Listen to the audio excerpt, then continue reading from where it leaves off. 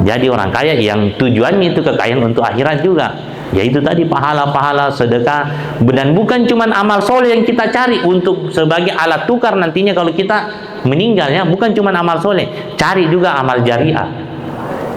Amal jariah, apa itu amal jariah? Yang pertama apa? Ilmu yang bermanfaat. Makanya rajin-rajin kita ngajar untuk yang karena itu akan bermanfaat terus kita ajar. Yang kedua, sedekah yang terus digunakan. Yang ketiga, anak soleh. Nah, jadi maksud saya minimal jangan kita bilang kalau ada bisnis tahu satu, saya cukup mah ini kalau begini, cukup nih buat saya. Kalau cukup nih buat kita, jangan kita berhenti.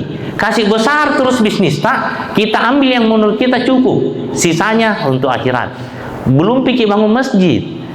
Jadi jangan bilang cukup nih saya ini, bukan itu sebenarnya tinggi syukur tak, cuma agak besar malas tak. Iya, kalau bisa lebih besar tapi cukup nih saya ini, mah dunia gini, tidak dibawa mati.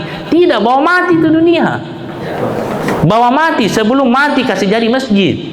Sebelum mati kasih jadi sekolah. Sebelum mati kasih jadi rumah sakit, kasih jadi sesuatu yang kalau kita mati ini menunggu nanti akhirat yang lama sekali, tidak tahu kapan, masih ada setoran masuk.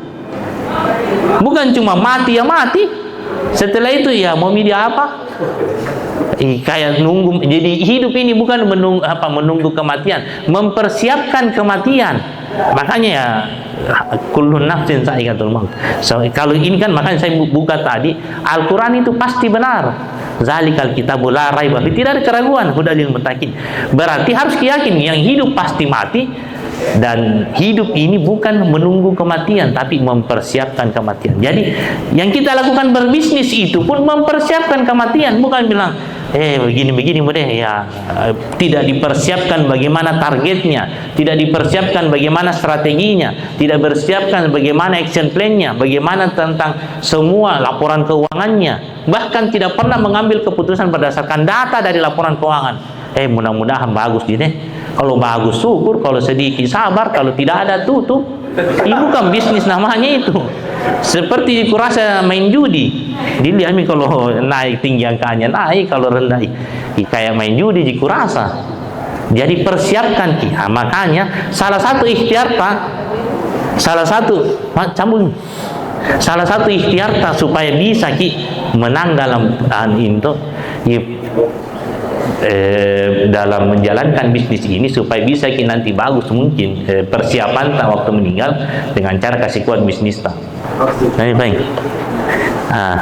Karena tadi teorinya sudah ada, nanti kita langsung saja tuh lihat angka.